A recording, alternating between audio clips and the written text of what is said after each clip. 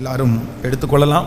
நம்முடைய கர்த்தர் இந்த மாதம் நமக்கு கொடுத்த வாக்குத்தத்த வசனத்தை எல்லாரும் எடுத்துக்கொள்ளலாம். ஏசாயாவின் தீர்க்க தரிசன புஸ்தகம் 37ஆம் அதிகாரத்தினுடைய 31வது வசனத்தை நாம் எல்லாரும் சேர்ந்து வாசிக்க போகிறோம்.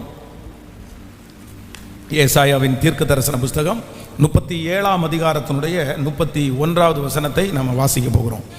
யூதா வம்சத்தாரில் தப்பி மீந்திருக்கிறவர்கள் மறுபடியும் கீழே வேர் பற்றி மேலே கனி கொடுப்பார்கள். இன்னொரு விஷயம் கூட வாசிக்கலாம். யூதா வம்சத்தாரில் தப்பி மீந்திருக்கிறவர்கள் மறுபடியும் கீழே வேர் பற்றி மேலே கனி கொடுப்பார்கள். ஆண்டவருடைய பிள்ளைகளே, இந்த வார்த்தையை கொண்டு ஆண்டவர் கடந்த 1ஆம் தேதி அன்று கர்த்தர் வாக்குத்தத்த ஆராதனையிலே மிகவும் தெளிவாக ஆண்டவர் நம்மோடு கூட பேசினார். ஆண்டவர் இந்த மாதம் நமக்கு கொடுக்கிற ஒரு நல்ல வாக்குத்தத்தம் என்னவென்றால், யூதா வம்சத்தாரில் தப்பி மீந்திருக்கிறவர்கள் மறுபடியும் கீழே வேர் பற்றி மேலே கனி கொடுப்பார்கள். ஆமென். கர்த்தர் இந்த வாக்குத்தத்த வசனத்திலே இந்த மறுபடியும் என்கிற அந்த வார்த்தையை கர்த்தர் நம்முடைய இருதயத்திலே கர்த்தர் தெளிவாக கர்த்தர் வைத்தார். மீண்டும் என்னுடைய வாழ்க்கை துளிர்க்குமா? மீண்டும் நான் நல்ல நிலைமைக்கு வருவேனா? மீண்டும் எனக்கு வருவதற்கு சாத்தியம் இருக்குதா? இந்த சூழ்நிலைகள் எல்லாம் மாற்றப்படுமா அப்படின்ற ஒரு கேள்விக்குறியோடு இருக்கிற ஒவ்வொரு பிள்ளைகளுக்கும் ஆண்டவர் இந்த மாதம் கொடுக்கிற ஒரு நல்ல வாக்குத்தத்தம், நான் உன்னை மறுபடியும் கீழே வேர் பற்றி மேலே கனி கொடுக்க செய்வேன். ஆமென். ஆண்டவர் பல இடங்களிலே இஸ்ரவேல் ஜனங்களையும் யூதா ஜனங்களையும் ஆண்டவர் மரத்திற்கு ஒப்புமையாய் கர்த்தர் சொல்லுகிறார். உன்னை பிடுங்கி போட்டாங்க, உன்னை தூர இடத்துல நட்டாங்க, நீ பட்டு போன ஒரு மரமாய் மாறிவிட்டாய். பொதுவாக உலகத்திலே மரங்கள் அப்படின்னு சொல்லும் போது அதை ரொம்ப பாதுகாப்பாக நாங்கள் வைக்கணும். ஆனால் ஒரு டைம் அது பட்டு போய்விட்டதென்றால், ஒரு டைம் பிடுங்கி தூர வீசப்பட்ட மரங்கள் திரும்ப அது கனி கொடுப்பது சாத்தியமே இல்லை. திரும்ப அது நிற்காது, திரும்ப அது வளராது. ஆனால் ஆண்டவர் இந்த இடத்துல சொல்லியிருக்கிறார், இல்லை, நான் உன்னோடு கூட இருப்பேனானால் கண்டிப்பாக மறுபடியும் உன்னை நிறுத்துவேன் என்று கர்த்தர் வாக்கு கொடுக்கிறார். இந்த மாதம் இந்த பலிபீடத்திலிருந்து கர்த்தருடைய வார்த்தை கடந்து வருகிறது. மறுபடியும் உங்களுடைய பிள்ளைகளுடைய வாழ்க்கையை கர்த்தர் கட்டுவேன் என்று கர்த்தர் வாக்கு கொடுக்கிறார். மறுபடியும் கர்த்தர் உங்களுடைய பிசினஸ்ல கர்த்தர் ஒரு பெரிய மாற்றத்தை கர்த்தர் தருவார். மறுபடியும் ஆண்டவர் உங்களுடைய குடும்பங்களை கர்த்தர் கட்டுவார். எந்தெந்த இடத்திலே உடைந்து போய் நம்பிக்கை அற்று எல்லா சூழ்நிலைகளும் எதிராக இருக்கிறதோ, ஆண்டவர் இந்த மாதம் வாக்கு கொடுக்கிறார், யூதா வம்சத்தாரில் தப்பி மீந்திருக்கிறவர்கள் மறுபடியும் கீழே வேர் பற்றி மேலே கனி கொடுப்பார்கள். இது கர்த்தரின் பார்வைக்கு அற்ப காரியம். இது கர்த்தரின் பார்வைக்கு லேசான காரியம். உங்களுடைய கண்களுக்கு முன்பாக, உங்களை சுற்றி இருக்கிறவருடைய கண்களுக்கு முன்பாக ஒருவேளை அது மறுபடியும் அது கட்டப்படுவதற்கு வாய்ப்பே இல்லை என்கிற ஒரு சூழ்நிலையிலே தள்ளப்பட்டிருக்கலாம். அவ்வளோதான். இத்தனை நாள் முயற்சி எடுத்து எங்க நடந்துச்சு, இனி நடக்க போகிறது இல்லை, அது இனி நடக்காது என்கிற அளவிற்கு 99% உங்களுடைய மனதில் நீங்கள் நினைக்கலாம். வேற ஒரு ஆப்ஷனை நீங்க தேடலாம். சரி, இதையே நான் எத்தனை நாள் நினைச்சிட்டு இருக்க முடியும், அடுத்து ஏதாவது வாய்ப்பு இருக்குதா அப்படின்னு உங்களுடைய இருதயம் ஒருவேளை யோசிக்கலாம். ஆனால் ஆண்டவர் இன்றைக்கு இந்த மாதம் உங்களுக்கு வாக்கு கொடுக்கிறார், இல்லை, நீ பயப்பட வேண்டாம், மறுபடியும் அதே காரியத்தை கர்த்தர் தன்னுடைய கையிலே எடுக்க போகிறார். அந்த சரீரத்தை கர்த்தர் கையிலே எடுக்க போகிறார். அந்த வேலையை கர்த்தர் கையிலே எடுக்க போகிறார். அந்த வருமானத்தை கர்த்தர் கையிலே எடுக்க போகிறார். உங்க பிள்ளையினுடைய வாழ்க்கையை ஆண்டவர் கையிலே எடுக்க போகிறார். கர்த்தர் வாக்கு கொடுக்கிறார், நான் மறுபடியும்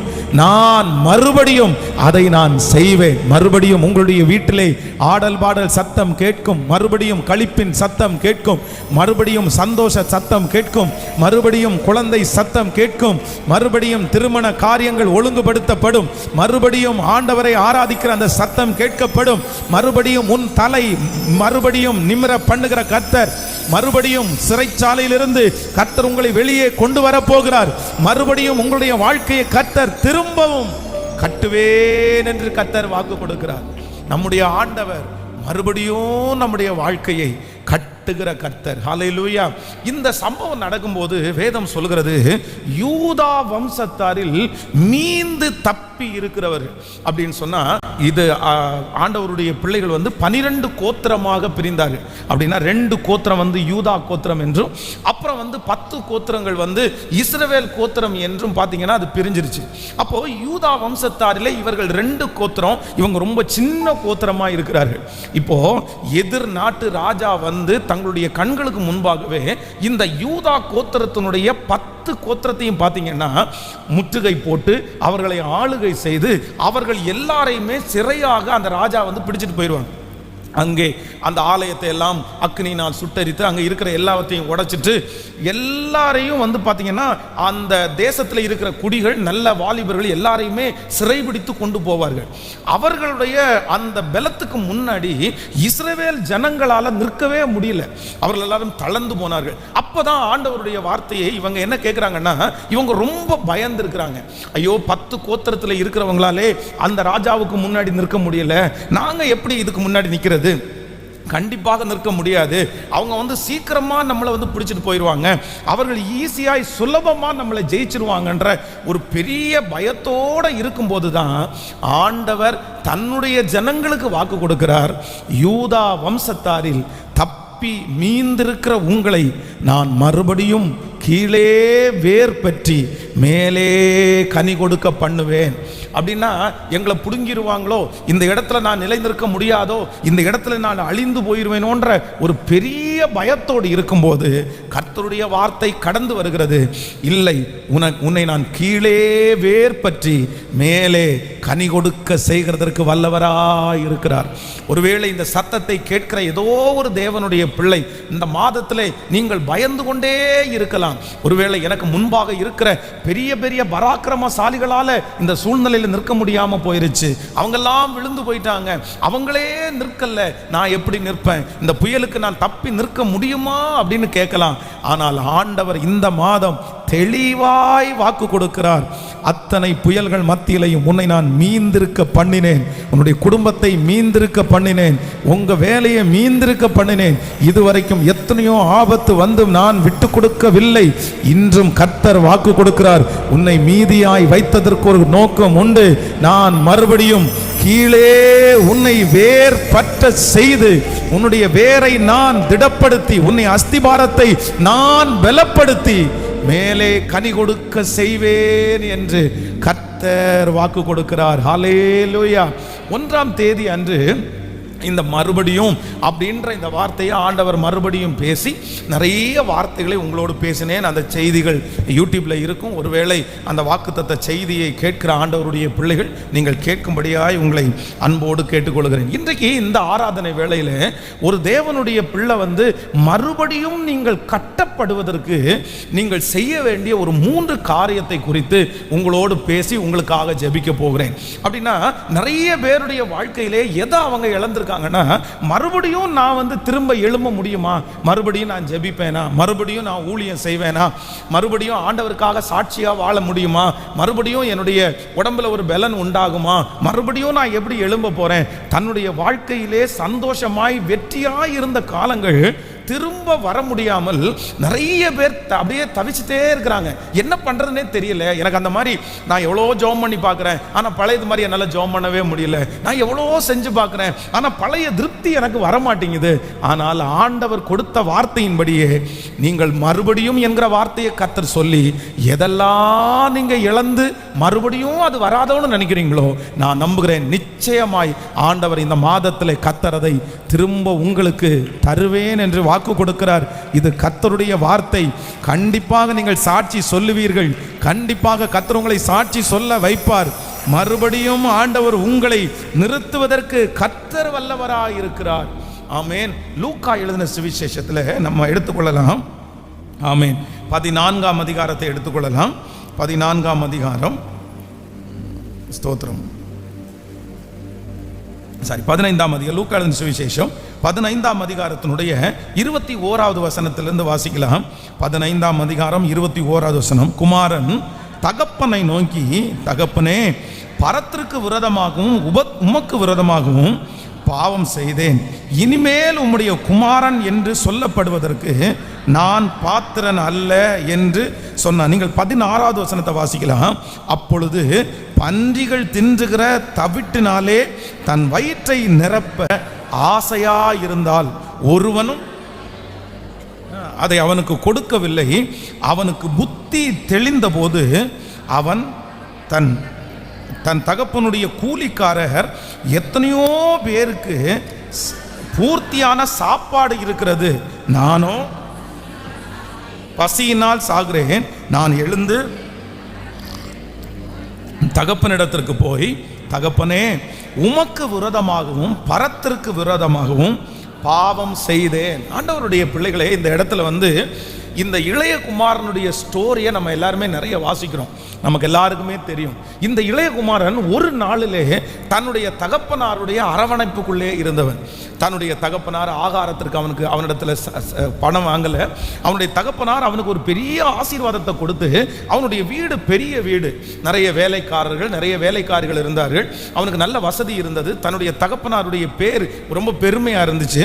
இந்த மாதிரி ஒரு ரொம்ப பெரிய நல்ல குடும்பத்தில் இருந்த மனுஷன் திடீரென்று தன்னுடைய வாழ்க்கையிலே எடுத்த ஒரு தீர்மானத்தின் நிமித்தமாக அவன் எல்லாவற்றையும் அவன் இழந்தான். தன்னுடைய தகப்பனாருடைய வீட்டை, தன்னுடைய தகப்பனாருடைய ஆசீர்வாதத்தை, நல்ல சாப்பாடை, சுற்றி இருக்கிற நல்ல அட்மாஸ்பியரை, நல்ல ட்ரெஸ்ஸை, இந்த மாதிரி தன்னுடைய தகப்பனை விட்டு போனதற்கு பிற்பாடு எல்லாவற்றையும் இந்த மனுஷன் இழந்துட்டான். ஆனால் இவனுடைய இருதயம் என்ன துடிக்குது அப்படின்னு சொன்னால், மறுபடியும் அந்த மாதிரி நான் வரமாட்டேனா, மறுபடியும் என்னுடைய தகப்பனார் இடத்துல நான் போக மாட்டேனா, மறுபடியும் அந்த மாதிரி ஒரு ஆசீர்வாதம் எனக்கு கிடைக்காதா அப்படின்னு அவனுடைய இருதயத்திலே கிடைக்கிறது. அவன் நினைத்தது போலவே அவனுடைய தகப்பனார் மறுபடியும் அவனுக்கு அந்த காரியத்தை அவனுக்கு கொடுக்கிறத நம்ம இந்த வேத பகுதியில் வாசிக்கிறோம். ஆனால் நான் இந்த வசனத்தை தியானிக்கும் போது ஒரு 3 காரியத்தை கண்டுபிடித்தேன். அப்படின்னா, ஒரு தேவனுடைய பிள்ளை தான் எடுக்கப்பட்ட ஸ்தானத்திற்கு நீங்க திரும்ப வரணும்னா, நீங்க தள்ளப்பட்ட இடத்திற்கு நீங்க திரும்ப வரணும்னா, நீங்கள் ஏற்கனவே உங்களுடைய வாழ்க்கையிலே இழந்து போனதை நீங்கள் பெற்றுக்கொள்ள வேண்டும் என்றால், கண்டிப்பாக ஆண்டவருடைய பிள்ளைகள் இந்த 3 காரியத்தையும் கண்டிப்பாக நீங்கள் செய்ய வேண்டும்.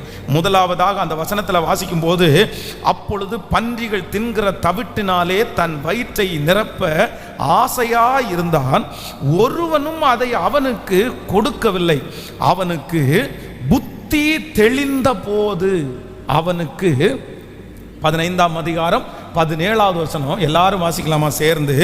அவனுக்கு புத்தி தெளிந்த போது, எல்லாரும் சொல்லுங்கள், அவனுக்கு புத்தி தெளிந்த போது, சத்தமா சொல்லுங்க பார்க்கலாம், அவனுக்கு புத்தி தெளிந்த போது. அப்போ ஆண்டவருடைய பிள்ளைகளே, நம்பர் 1, இதுவரையிலையும் அவனுடைய வாழ்க்கையில எதுவுமே அவனுக்கு தெரியல. ஆனா இப்ப என்ன நடக்குது அப்படின்னு சொன்னா, பண்டியினுடைய தவிட்டை தின்றதுக்கு ஆசையா இருக்கிறான், அதை யாருமே அவனுக்கு கொடுக்கலையாமா. இப்ப என்ன நடக்குது அப்படின்னு சொன்னா, அவனுடைய புத்தி என்ன பண்ணுதாமா, தெளியுது. அப்போ ஒரு தேவனுடைய பிள்ளையினுடைய வாழ்க்கையிலே நீங்கள் இழந்து போன ஆசீர்வாதத்தை மறுபடியும் நீங்கள் பெற்றுக்கொள்ளணும்னா, உங்களுக்கும் எனக்கும் இருக்க வேண்டிய முதல் குணம் என்ன அப்படின்னா, நம்முடைய புத்தி என்ன பண்ணணும் அப்படின்னா, தெளியணும். அப்படின்னா, நம்ம எந்த இடத்துல தவறு பண்ணினோம், நான் என்ன மிஸ்டேக் பண்ணினேன், என்னிடத்துல என்ன மிஸ்டேக் இருக்கிறது, இப்படி நம்முடைய இருதயத்திலே என்றைக்கு நம்மை நாமே ஆராய்கிறோமோ, நம்மை நாமே ஆராய்ந்து பார்க்கிற அந்த நாள், நான் நம்புகிறேன் நீங்கள் இழந்து போனதை திரும்ப நீங்கள் பெற்றுக்கொள்ள முடியும். தன்னுடைய ஒரு மனுஷனுடைய வாழ்க்கையில் நான் எங்கே விழுந்தேன், நான் எப்படி விழுந்தேன், என்னை விழப்பண்ணினது யாரு, நான் இந்த இடத்திற்கு வர்றதற்கு காரணம் என்ன, இந்த இடத்துக்கு நான் எப்படி வந்தேன் அப்படின்றத நீங்கள் என்றைக்கு அந்த உணர்வுள்ள ஒரு இருதயம் உங்களுக்கு வருகிறதோ, நான் நம்புகிறேன் அன்றைக்கே ஆண்டவர் உங்களை என்ன எடுக்க போறார் அப்படின்னா, கர்த்தர் தூக்கி எடுக்க போகிறார். எத்தனை பேர் ஆமோதிக்கிறீர்கள்? கர்த்தரிடத்துல நம்ம என்ன கேட்கணும் அப்படின்னு சொன்னா, எனக்கு ஒரு உணர்வை தாங்க ஆண்டவரே, எனக்கு ஒரு உணர்வை தாங்க. என்ன உணர்வை தாங்க அப்படின்னு சொன்னா, நான் இந்த இடத்துல நிறைய பேர் என்ன சொல்லுவாங்க அப்படின்னா, நான் விழுந்துட்டேன், என் குடும்பத்தில் ஒரு பிரச்சனை வந்துருச்சு, என் பிசினஸ்ல இப்படி ஒரு நஷ்டம் வந்துருச்சு. ஆனால் ஒன்று நினைத்துக் கொள்ளுங்கள், அதற்கு இன்னொருத்தரை குற்றப்படுத்தலாம், இவங்க தான் காரணம்னு சொல்லலாம், இந்த சூழ்நிலை தான் காரணம்னு சொல்லலாம், இப்படி நடந்துச்சுன்னு ஆயிரக்கணக்கான ஆன்சர் உங்களிடத்துல இருக்கலாம். ஆனால் உண்மையாய் ஒரு தேவனுடைய பிள்ளை நீங்க மறுபடியும் நீங்கள் கட்டப்படணும்னா நீங்க என்ன ஆராயணும் அப்படின்னு சொன்னா, ஆண்டவரே இந்த இடத்துக்கு நான் எதற்கு வந்தேன் அப்படின்ற ஒரு உணர்வுள்ள ஒரு இருதயத்தை எனக்கு நீர் தருவீராக. ஹல்லேலூயா. வேதம் சொல்லுகிறது, தன் பாவங்களை மறைக்கிறவன் வாழ்வடைய மாட்டான், அவற்றை அறிக்கை செய்து விட்டு விடுகிறவன் இரக்கம் பெறுவான். ஆமென். சொல்லுங்கள், என்ன வேண்டும் நமக்கு? சொல்லுங்க, என்ன வேணும்? உணர்வு வேண்டும். அந்த உணர்வு அவனுடைய புத்தி தெளிந்த போது, அதுவரையிலும் அவனுடைய புத்தியை யாரோ ஆளுக செஞ்சாங்க, அதுவரையிலும் அவனுடைய புத்தி ஒரு விதமாக யோசித்தது. ஆனால் இப்போ என்ன டிசைட் பண்ணுறான் அப்படின்னு சொன்னால், அந்த பன்றியினுடைய தவிடு அவனுக்கு கிடைக்காத போது அவனுடைய புத்தி அவனுக்கு தெளிகிறது. ஆமென். நீங்கள் தாவீதுனுடைய வாழ்க்கையில் வேதத்தில் வாசித்து பார்ப்பீர்களே, ஆனால் ஒரு மிகப்பெரிய தவறை அவன் செய்து விட்டான். மிகப்பெரிய தவறை அவன் செஞ்சுட்டு அதை குறித்து அவனுக்கு ஒரு அக்கறையுமே இல்லை, அது ஒரு பெரிய விஷயமா எடுக்கலை. அவன் என்ன பண்ணினான் அப்படின்னா, தன்னை அவன் நியாயப்படுத்தினான். நான் செஞ்சதில் என்ன தப்பு இருக்குது? எல்லாரும் பண்ணதானே பண்ணினேன், ராஜாக்கள் பண்ணாததையா நான் பண்ணினேன், நான் செஞ்சதில் ஒன்றும் பெரிய தப்பு இல்லை அப்படின்னு நினைச்சு அந்த பாவத்தை குறித்து, அந்த தவறை குறித்து ஒரு உணர்வும் அவனுக்கு வரல, எந்த உணர்வுமே அவனுக்கு வரல. அது ரொம்ப பெரிய சீரியஸா எடுக்கல. ஆண்டவருடைய தண்டனை அவனுக்கு கிடைக்காதனால என்னன்னு தெரியல, அதை ரொம்ப பெருசா எடுக்காம தன்னுடைய வேலையை அவன் தொடர்ந்து செய்து கொண்டே இருந்தான். ஆனா ஒரு நாள்ல திடீரென்று என்ன வருது அப்படின்னு சொன்னா, ஆண்டவர் ஒரு தீர்க்கதரிசியை அனுப்பி ஒரு சம்பவத்தின் மூலமாய் கர்த்தர் அவனோடு பேசுகிறார். பேசின அந்த நேரத்தில் அந்த மனுஷன் என்ன சொல்றான் அப்படின்னு சொன்னா, அப்படியே தேவ சமூகத்தில் உட்கார்ந்து தன்னுடைய புத்தி தெளிந்து தன்னை அவன் என்ன பண்றான் அப்படின்னு சொன்னா, அவன் ஆராய்ந்து பார்க்கிறான், தன்னை அவன் சோதித்து பார்க்கிறான், நேர தேவ சமூகத்தில் போய் விழுகிறான். ஆண்டவரே, சுத்த இருதயத்தை என்னிலே சிருஷ்டியும், நிலைவரமான ஆவியை என் உள்ளத்திலே புதுப்பி, நீ உள்ளத்தில் உண்மை இருக்க விரும்புகிறீர், அந்த காரணத்தில் ஞானத்தை எனக்கு தெரியப்படுத்துவீர் என்று 51வது சங்கீதத்தை அவன் அந்த இடத்திலே எழுதுகிறதை பார்க்கிறோம். ஹல்லேலூயா. இன்னைக்கு இந்த மாதத்தில் ஆண்டவர் இந்த ஜபத்தில் இருக்கிற ஒவ்வொரு வாலிப தம்பியின் இடத்துல பேசுறாரு, தங்கச்சின் இடத்துல பேசுறாரு. நமக்கு என்ன தேவை அப்படின்னு சொன்னா, உணர்வுள்ள ஒரு இருதயம். ஹல்லேலூயா. கைகளை எல்லாரும் உயர்த்தி ஆண்டவரிடத்துல சொல்லுங்க, ஆண்டவரே, நான் எந்த இடத்துல தவறினேன், நான் எந்த இடத்துல விழுந்தேன், நான் எந்த இடத்துல மிஸ்டேக் பண்ணினேன், சொல்லுங்க ஏசப்பாட்ட. ஆண்டவரே, அந்த உணர்வுள்ள ஒரு இருதயத்தை கர்த்தர் எனக்கு தாரும் ஆண்டவரேன்னு சொல்லுங்க முழு பலத்தோடு. எனக்கு தாரும் ஆண்டவரே, எனக்கு தாரும் ஆண்டவரே. தகப்பனே, அந்த இருதயத்தை எனக்கு நீ, அந்த உணர்வுள்ள ஒரு இருதயத்தை கர்த்தர் எனக்கு தருவீராக ராஜா, தருவீராக ராஜா. ஆமென். அயல் நாட்டிலே ஊழியம் செய்கிற ஒரு ஊழியக்காரனுடைய மனைவி, அவர் பெரிய தேவ மனுஷன், பெரிய ஊழியக்காரன். அப்போது இந்த மனைவி என்ன அப்படின்னு சொன்னால், அவங்களுடைய கால்களில் பார்த்தீங்க அப்படின்னு சொன்னால் தீராத வியாதி, அவர்களால் எங்கேயும் ஊழியத்துக்கு போக முடியல, சோர்ந்து படுத்துக்கிட்டாங்க. ரொம்ப சின்ன வயசு, ஆனால் கால் ரொம்ப அவங்களுக்கு பெயின் ஆகிட்டே இருக்குது.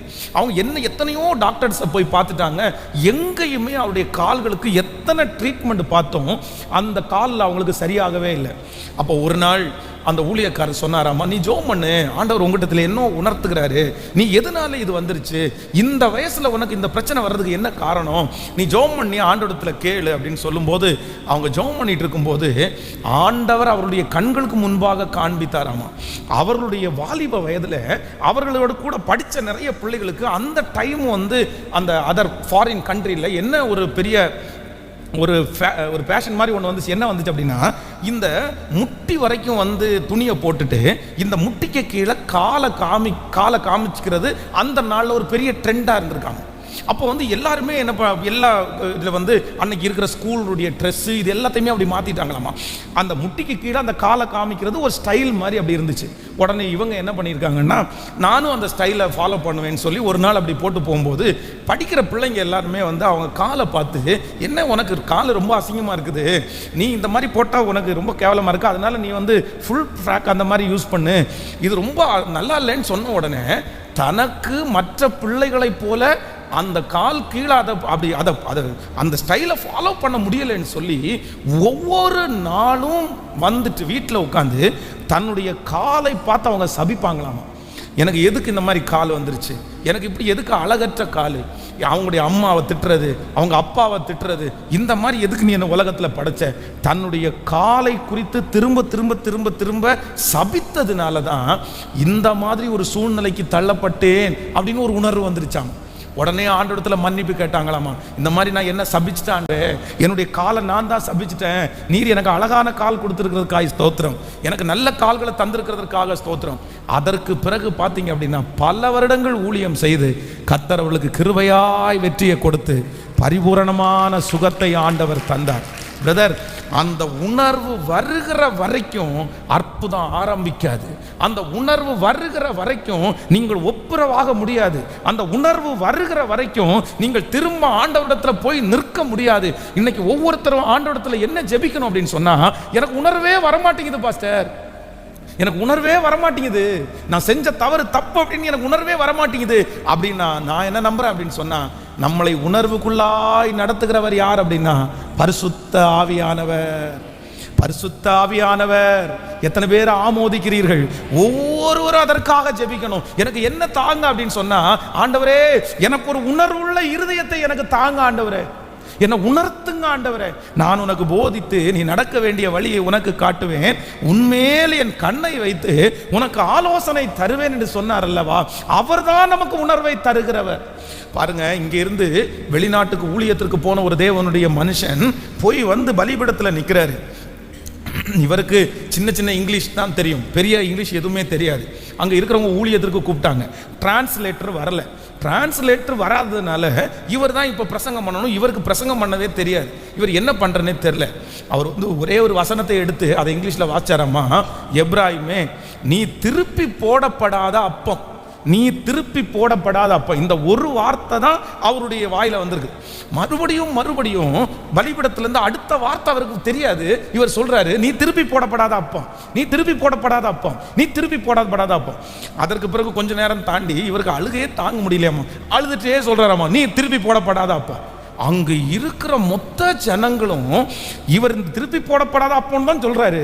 ஆனா ஜனங்களுக்குள்ள ஒரு உணர்வு வந்திருக்குது, ஐயோ நம்ம திருப்பி போடப்படலைன்னா நம்ம என்ன ஆயிடுவோம், நம்ம கருகிடுவோம், நம்முடைய வாழ்க்கை ஒன்றும் இல்லாமல் போயிடும், நம்ம நிறைய பாவம் செஞ்சிட்டோம், நம்ம ஒரு டைம் நல்ல ஒரு பக்கத்தில் நல்லவங்களா இருக்கிறோம், இன்னொரு பக்கத்தில் நம்ம ரொம்ப மோசமானவங்களா இருக்கோம்னு சொல்லி ஆவியானவரே அவர்களுக்குள்ள இந்த உணர்வை கொடுத்து முழு திருச்சபையும் ஓன்னு அழுது, ஆண்டவரே எங்க பாவத்தை எல்லாம் மன்னிங்கன்னு ஒப்பு கொடுத்தாங்களாமா.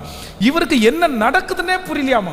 இவர் பிரசங்கம் பண்ணது 1 மணி நேரம் கிடையாது, இவர் பிரசங்கம் பண்ணது 100 வசனம் இல்லாத ஒரே ஒரு வசனம், நீ திருப்பி போடப்படாத அப்பம், நீ திருப்பி போடப்படாத அப்பம். அப்போ நம்முடைய ஆண்டவர் யார் அப்படின்னு சொன்னா, நமக்கு உணர்வுள்ள இருதயத்தை கொடுக்கிறவர்.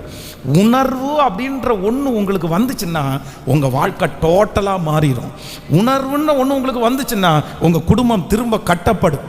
உணர்வுன்ற ஒன்று உங்க பிள்ளைக்கு வந்துருச்சுன்னா அவன் போகிற வழியை விட்டு மனம் திரும்ப வந்து விடுவான்.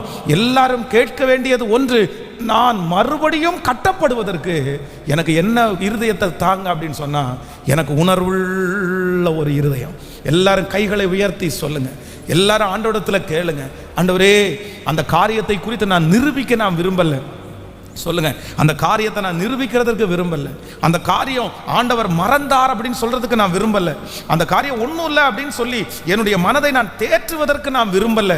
சொல்லுங்க, அநேக சாக்கு போக்குகளை சத்ரு உங்களுக்கு கொடுத்து ஒருவேளை உங்களை அப்படி நடத்தினாலும் கைகளை உயர்த்தி ஒவ்வொருத்தரும் சொல்லுங்க பார்க்கலாம், தகப்பனே எனக்கு ஒரு உணர்வுள்ள இருதயம். கேளுங்க, கேட்க கேட்க ஆண்டவர் அதை செய்கிறதற்கு கர்த்தர் வல்லவராக இருக்கிறார்.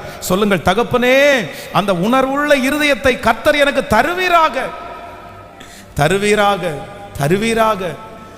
நான் நானாகவே வந்திருக்கிறே.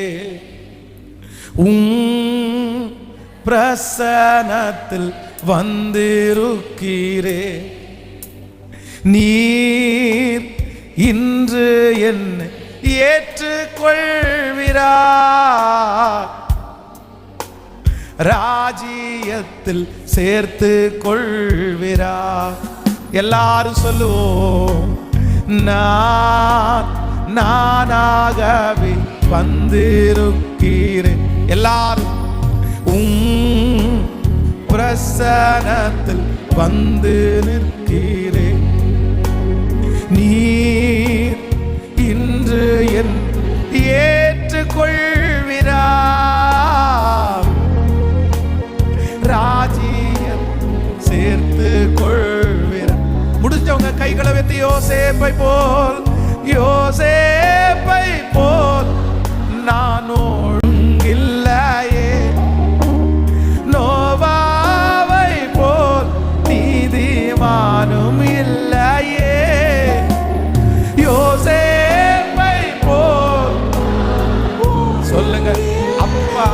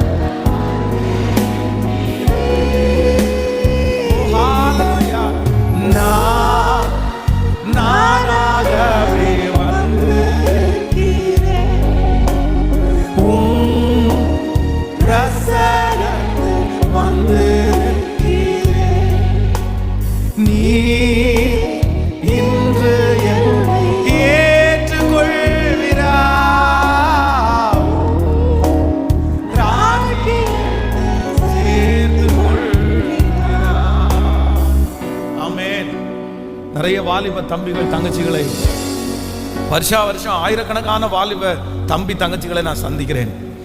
நிறைய வாலிப தம்பி தங்கச்சி கேட்கறது என்ன தெரியுமா? அண்ணே இல்லைன்னா பாஸ்டர், நான் ஆண்டவரை ஏற்றுக்கிட்டது கஷ்டமா எனக்கு இருக்கு அப்படின்னு. ஏன் அப்படின்னு கேட்டா, என் ஃப்ரெண்டு என்னோட சேர்ந்து தான் தண்ணி அடிக்க வந்தான், என் கூட சேர்ந்து தான் அவன் தான் என்னை கூட்டிட்டு போனான். நாங்கள் 2 பேருமே குடித்தோம். ஆனால் குடிச்சு முடிச்சுட்டு பார்த்தீங்க அப்படின்னு சொன்னா அவன் ஜாலியாக வீட்டுக்கு போயிட்டான். ஆனால் குடிச்சு முடிச்ச உடனே என் இருதயத்துக்குள்ள ஒரு துக்கம் வந்துச்சு பாருங்க அண்ணே. என்னால் அதை தாங்கவே முடியல. அடுத்த நாள் அதே போல என் ஃப்ரெண்டு டே வரியா, இன்னைக்கு இதை ட்ரை பண்ணி பார்க்கலாமா, நேற்றுக்கு இந்த பிராண்டை ட்ரை பண்ணி பார்த்தோம், இன்னைக்கு இந்த பிராண்டை ட்ரை பண்ணி பார்க்கலாமா அப்படின்னு அவ்வளவு சந்தோஷமா என்னை கூப்பிடுறான். ஆனா எனக்கு மனசாட்சி அவ்வளவு குத்துது. என்னால மட்டும் ஏன் சந்தோஷமா இருக்க முடியல? அவன் மட்டும் பாவத்தை ரொம்ப அழகா பண்ணிடுறானே. அப்ப நான் கிறிஸ்தவனா மாறுறதுனால, ஒருவேளை நீங்க எல்லாம் சொல்ற உபதேசத்தினால நான் அப்படி எனக்கு குற்ற உணர்வு வருதோ அப்படின்னு கேட்டாங்க. நிறைய பிள்ளைங்க கேட்பாங்க. அப்ப நான் உங்களுக்கு சொல்ற ஒண்ணு என்ன தெரியுமா? எப்பா, அவனோட ஆண்டவர் இல்லப்பா. அவனோட ஆண்டவர் இல்லை, அந்த பிள்ளையோட ஆண்டவர் இல்லை. அவனுக்கு அந்த குற்ற மனசாட்சி இருக்கிறதுக்கு வாய்ப்பே இல்லை. நான் நம்புறேன், நான் தவறு செய்தேன் என்ற ஒரு உணர்வு உள்ள இருதயம் அது சாதாரணமா எல்லாருக்கும் வந்துடாது. பாருங்க, இன்னைக்கு ஜெயில அப்படிப்பட்ட உணர்வு ஒரு டைம் தண்டனை கொடுத்த உடனே அவனுக்கு உணர்வு வருது அப்படின்னா, இன்னைக்கு போலீஸ் ஸ்டேஷனே இருக்காதுல்ல, இன்னைக்கு ஜெயிலே இருக்காதுல்ல, எல்லாரும் மறந்துருப்பாங்கல்ல. ஒரு மனுஷனுக்கு தண்டனை கிடைக்கிறதுனால உணர்வு வந்துடாது. நீங்க நிறைய பேர் தண்டிக்கப்படுகிறீர்கள். நம்ம செய்கிற தவறுனால நம்ம நிறைய பேர் தண்டிக்கப்படுறோம். இவ்வளவு தண்டனையை அனுபவிச்சோம், நமக்கு நிறைய பேருக்கு என்ன வரல? சத்தமா சொல்லுங்களேன், உணர்வு வரல. என்ன நினைச்சிட்டு இருக்கோம் தெரியுமா? நான் பிடிச்ச முயலுக்கு தான் 3 கால் அப்படின்னு நினைச்சிட்டு இருக்கோம். இல்ல, அது ஏனோ வந்துச்சு. இல்ல, இன்றைக்கு இந்த ஃபர்ஸ்ட் சர்வீஸ்ல நான் நம்புறேன், கர்த்தர் மறுபடியும் உங்களை கட்ட போகிறார். கர்த்தர் மறுபடியும் உங்களை உயர்த்த போகிறார். கர்த்தர் மறுபடியும் உங்களை அலங்கரிக்க போகிறார். இந்த மாதம் கர்த்தர் கொடுத்த வாக்குத்தத்தம் நடக்கும். நான் நம்புறேன், இந்த வருஷம் முடிகிறதுக்குள்ள இந்த நன்மையை நீங்க பார்ப்பீங்க. நீங்க மறுபடியும் கர்த்தர் உங்க குடும்பத்தை கட்டுவது கர்த்தர். இதுல எந்த மாற்றமுமே இல்லை. நீங்க 100% விசுவாசிங்க. அவர் வாக்கு கொடுக்கிறாரு, நீ மீதி இருக்கிற ஜனம்தான், ஆனா உன்னை நான் திரும்ப மறுபடியும் உன்னை கட்டுவிப்பேன், நீ கட்டப்படுவாய். அவருக்கு அது லேசான காரியம், அவருக்கு அது லேசான காரியம். ஆனா நம்ம இன்னைக்கு கெஞ்ச வேண்டியது என்ன அப்படின்னு சொன்னா, ஆண்டவரே என்னிடத்துல இருக்கிற உணர்வுள்ள இருதயத்தை மட்டும் நீங்க என்ன பண்ணாதீங்க சொல்லுங்களேன். என்னை விட்டு எடுத்து போடாதீங்க ஆண்டவரே, என்னை விட்டு எடுத்து போடாதீங்க. நான் ஜெபம் பண்ணலைன்னா என்ன கேளுங்க ஆண்டவரே, நான் பைபிள் வாசிக்கலைன்னா என்ன கேளுங்க ஆண்டவரே, நான் கோவப்பட்டா என்ன நீங்க கேளுங்க ஆண்டவரே. இந்த உலகத்திலேயே மிகப்பெரிய ஆசீர்வாதம் என்ன அப்படின்னு சொன்னா, ஆண்டவர் நாம் செய்கிற தவறுக்கு உடனே நம்மளை தண்டிக்கிறது நமக்கு கிடைச்ச பெரிய ஆசீர்வாதம். வேதம் சொல்லுகிறது, கர்த்தர் தாம் நேசிக்கிற புத்திரனை கடிந்து கொண்டு அவர் சிட்சிக்கிறார். தாம் நேசிக்கிற புத்திரனை கடிந்து கொண்டு சிட்சிக்கிறார். ஒரு ஹல்லேலூயா சொல்லுங்க பார்க்கலாம், சத்தமா ஒரு ஹல்லேலூயா சொல்லுங்க. அப்ப எல்லாரும் ஆண்டவரத்துல கேட்க போறோம். இன்னைக்கு ஃபர்ஸ்ட் டைம் எல்லாருமே ஆண்டவரத்துல கேளுங்க. நீங்க திரும்பி எழும்பணும்னா, திரும்பி நிற்கணும்னா என்ன வேணும் உங்களுக்கு? மறுபடியும் ஆண்டவர் உங்களை கட்டணும்னா என்ன வேணும் உங்களுக்கு? என்ன ஆண்டவரே, எனக்கு ஒரு உணர்வுள்ள ஒரு இருதயம். நான் இந்த இடத்துக்கு வர்றதற்கு காரணம் என்ன? எனக்கு ஒரு உணர்வுள்ள இருதயம்.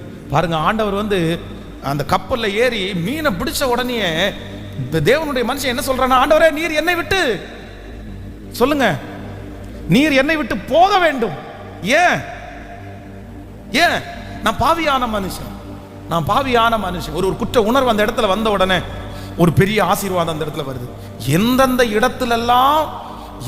இடத்துலெல்லாம் தன்னை குறித்து ஒரு உணர்வுள்ள இருதயம் வருதோ அந்த இடத்துலலாம் கர்த்தருடைய மன்னிப்பு வருது. கர்த்தர் அந்த இடத்துலலாம் ஆண்டவர் கட்ட ஆரம்பிக்கிறார். பேதுரு பாருங்க, 3 தரம் மறுதலிச்சுட்டு போய் தேவாலயத்தில் நின்று, ஐயோ அந்த சேவல் கூவுன உடனே அவனுக்கு என்ன வருது? கேட்கல. நம்ம என்ன வேணா நினைச்சுக்கலாம், சேவல் எதுக்கோ கூவுது, அதுக்காக நம்ம என்ன பண்ண முடியும், டைம் அந்த மாதிரி அதனால கூது அப்படின்னு நினைக்கலாம். ஆனா அந்த சேவல் கூன உடனே மனசுல ஒரு குற்ற உணர்வு வருது பாருங்களேன். அப்படியே ஃபீல் பண்றான் பாருங்களா, ஐயோ ஆண்டவரே நான் மறுதலிச்சிட்டேன் அப்படின்னு சொல்லி அந்த குற்ற உணர்வு வந்த உடனே மனம் கசந்து அழுகிறான். வேதம் சொல்லுகிற அந்த ஒரே ஒரு அழுக வருகிற நாட்களிலே அவனை ஒரு பெரிய அப்போஸ்தலனா மாற்றி பெரிய ஒரு ஊழியக்காரனாகவே மாத்திருச்சு.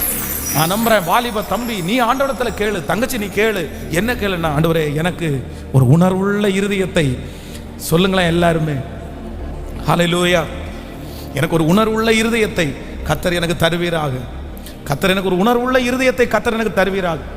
உங்களுடைய மனைவியை திட்டுனது தப்புன்னு உங்களுக்கு ஒரு உணர்வுள்ள இருதயம் வேணும் பிரதர். கெட்ட வார்த்தை பேசுனது தப்புன்னு சொல்ற ஒரு உணர்வுள்ள இருதயம் வேணும் பிரதர். நீங்க கோவப்பட்டது தப்பு அப்படின்னு சொல்லி ஒரு உணர்வுள்ள இருதயம் உங்களுக்கு வேணும் பிரதர். இந்த உணர்வுள்ள இருதயம் இருக்கிற வரைக்கும் கர்த்தர் உங்களோடு கூட இருக்கிறார். உங்களை கர்த்தர் அவ்வளவு சீக்கிரமாய் கைவிடவே மாட்டார். நீங்க ஆண்டவருடைய அரவணைப்புக்குள்ள இருக்கிறீங்க. அந்த உணர்வுள்ள இருதயம் செத்து போயிடுச்சுன்னா, நான் நம்புறேன் இன்னைக்கு இந்த மாதத்துல கர்த்தரிடத்துல கேளுங்க, ஆண்டவரே பரவாயில்ல, நீங்க தண்டனை, தாவீது எனக்கு தண்டனை வேண்டான்னு சொல்லுங்க, எனக்கு தண்டனை வேண்டான்னு சொல்லல. எப்படி சொன்னார் அப்படின்னு சொன்னா, என்னை மட்டாய் தண்டியும். ஏன்னா உங்க தண்டனையை தாங்குற அளவுக்கு எனக்கு என்ன இல்லை, எனக்கு பலன் இல்லை. அதே நேரத்தில் நீங்க தண்டனையை கொடுக்க வேண்டாம்னு சொல்ல முடியாது.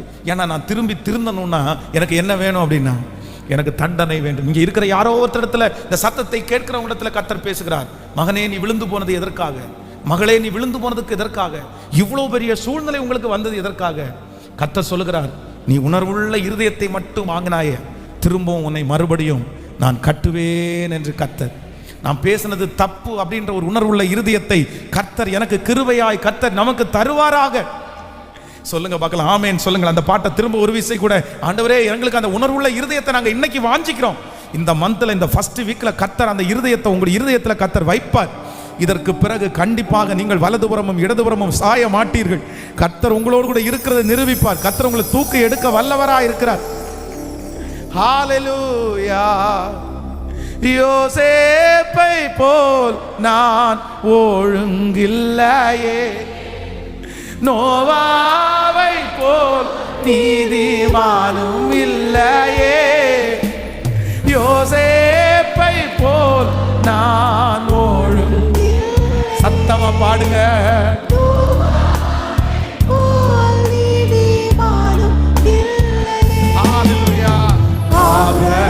சொல்ல சொல்ல சொல்ல சொல்ல கிருபை.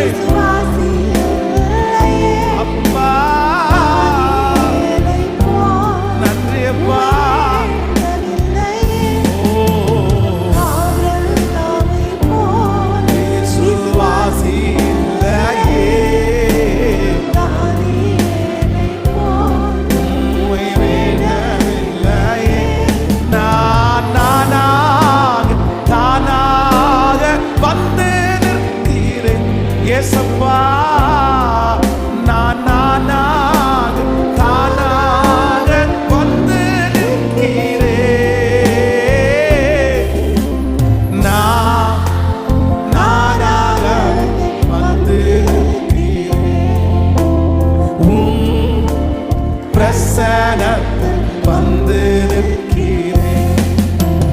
நீ இன்று ஏற்றுக்கொள்வீரா? ராஜ்யம் சேர்ந்து கொள்வீரா? இப்ப சொல்லுவோம் கைகளை உயர்த்தி. மாதாளை போல் உம்மை சேவிக்கலே, மரியாளை போல் உம்மை நேசிக்கலே, மாதாளை போல் உம்மை சேவிக்கலே, மரியாளை போல் உம்மை நேசிக்கலே, எஸ்தரை போல செய்யவில்லையே, எலிசபெத்தின் நற்குணங்கள் என்னில் இல்லையே. நான் வீணாய் பாழாகி வந்து நிற்கிறேன் ஏசப்பா, நான் வீணாகி வந்து நிற்கிறேன். எல்லாருடைய கையை மேல உயர்த்தி நான் ஏசப்பா, ஏசப்பா தேவனே, சுத்த இதயத்தை என்னிலே சிருஷ்டி, நிலைவரமான ஆவியை என் உள்ளத்திலே புதுப்பி, என் உள்ளத்தில் உண்மை இருக்க விரும்புகிறேன். அந்த கரணத்தில் ஞானத்தை எனக்கு தெரியப்படுத்துகிறவன் எங்கள் ஒவ்வொருவருமே, எங்கள் ஒவ்வொருவருமே சேர்த்து கொள்வீரா? அல்லேலூயா. உங்களை பல ஆபத்துகளில் இருந்து, உங்களை பல பிரச்சனைகளில் இருந்து உங்களை காப்பாத்துகிறது என்ன அப்படின்னு சொன்னா உணர்வுள்ள இருதயம். ஆமென் சொல்லுங்கள்.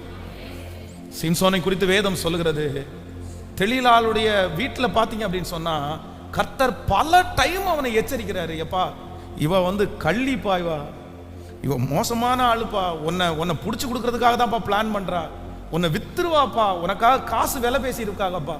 அப்பா ஆண்டவர் நிறைய டைம் அவனுக்கு ஒவ்வொரு வாய்ப்புகளாக கர்த்தர் கொடுத்தாரு. ஆனா இந்த சிம்சோனுக்கு என்ன இல்லை அப்படின்னு சொன்னா, அந்த இருதயம் என்ன அடையல சொல்லுங்க. அவன் இருக்கிறத ஆபத்துக்குள்ளதான் இருக்கிறான்.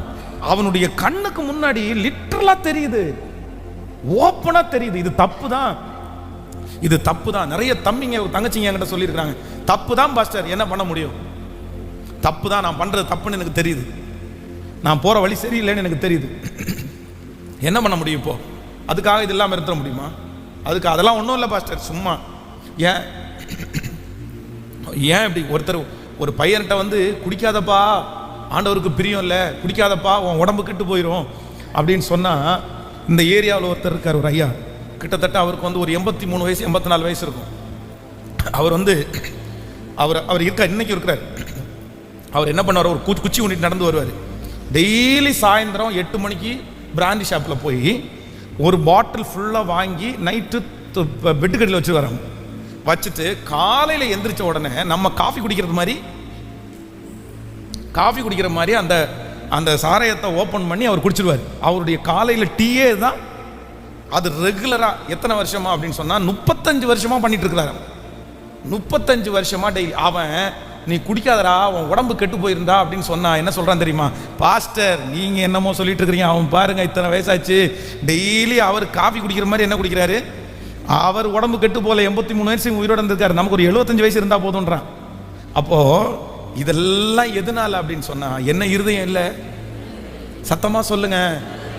நம்ம செய்கிறது தப்பு அப்படின்னு அந்த இருதயத்துக்கு என்ன பண்ணலைன்னா, எடுக்கிற மது பாட்டில், அந்த பாட்டிலில் குடியுங்கள் அப்பொழுது உங்களுக்கு புத்துணர்ச்சி கிடைக்கும் அப்படின்னு எழுதி இருக்குது. சொல்லுங்க. அந்த பாட்டிலையே என்ன பிரிண்ட் பண்ணியிருக்காங்கன்னா, குடியை கெடுக்கும், குடி உடல் நலத்திற்கு கேடு அப்படின்னு எழுதி இருக்குது எங்க பாட்டில். ஆனா அதை ஓபன் பண்ணி குடிக்கிறான், எழுதி இருக்குது, முன்னறிவிக்கப்பட்டிருக்கிறது, இது தப்புன்னு சொல்லி இருக்குது, தப்புன்னே தெரிஞ்சு ஆனா அந்த உணர்வு இல்லை. மனைவியை திட்டுறது, இந்த மாதிரி நடத்துக்கிறது தப்பு, கணவனார் இப்படி நடத்துக்கிறது தப்புன்னு தெரியுது. ஆனா அப்போ எல்லாருக்கும் தேவையான ஒன்று, நீங்கள் விழுந்து போன இடத்துல மறுபடியும் கட்டப்படணும்னா, திரும்பி ரிட்டன் நீங்க வரணும்னா, உங்களுக்கு என்ன இருதயத்தை கத்த தரணும்னா, நான் சொல்றேன், இன்னைக்கு இந்த மாதம் முழுதும் ஆண்டவர் உங்களோட பேசுவாரு. நீங்க என்ன தப்பு பண்ணீங்கன்னு கத்தர் சொல்லுவாரு. நீ எங்க பண்ணுன என்ன பண்ணேன்னு சொல்லுவார். உடனே ஒன்றுனா உணர்த்துங்க ஆண்டவரே, எனக்கு சொல்லித்தாங்க ஆண்டவரே. எங்கெங்க மன்னிப்பு கேட்கணுமோ அங்கங்க நான் மன்னிப்பு கேட்பேன், எங்கெல்லாம் நான் போய் ஒப்புரவாகணுமோ அங்கெல்லாம் ஒப்புரவாகுவேன். நீங்க ஒன்னொன்னா செஞ்சுட்டே வாங்க. இந்த வருஷம் முடிகிறதுக்குள்ள மறுபடியும் கர்த்தர் உங்களை கட்டி இருக்கிறதை நிச்சயமாய் நீங்கள் பார்ப்பீர்கள். ஹல்லேலூயா, ஹல்லேலூயா. 50 வருஷத்துக்கு முன்னாடி இலங்கையிலிருந்து, இலங்கை தேசத்துல ஒரு சின்ன குழந்தையா ஊரை விட்டு ஓடி வரணும்னு சொல்லி பக்கத்து வீட்டில் இருக்கிற மாமியார், அவங்க சொந்தக்கார அம்மா வந்து கொஞ்சம் நகையை கையில் கொடுத்து, இந்த நகையை கொண்டு போய் அந்த வீட்டில் கொடுத்துட்டு வான்னு சொன்ன அந்த நேரத்தில் அந்த நகையை எடுத்து சுருட்டிட்டு இலங்கையை விட்டு ஒரே ஓட்டமாக ஓடி பல ஊர்களில் போய் தங்கி திரும்ப ஆண்டவரை ஏற்றுக்கொண்டு ரட்சிக்கப்பட்ட அந்த மனுஷன் 50 இயர்ஸ், 50 வருடம் தாண்டி இன்னைக்கு அந்த இவங்க நகை திருடிட்டு வந்த அந்த அம்மா இறந்துட்டாங்க. அவங்க பிள்ளைங்க 4 பேர் இருக்காங்க. அந்த 4 பிள்ளைகளுக்கும் ஆளுக்கு 2-2 லட்சம் ரூபாய் வச்சு இன்னைக்கு கொண்டு போய் இலங்கையிலே கொடுத்துட்டு வந்திருக்கிறாரு. ஹலோ, இவர் பணத்தை திருடிட்டு வந்த அந்த அம்மா இறந்துட்டாங்க. ஆனா மனசாட்சியில் என்ன அப்படின்னு சொன்னா, ஆண்டவர் வந்து ஒரு உணர்வுள்ள இருதயத்தை கொடுக்குறாரு. என்னதான் இருந்தாலும் நீ அன்னைக்கு நீ வந்து திருடிட்டு வந்துட்டல, தப்பு இல்லப்பா.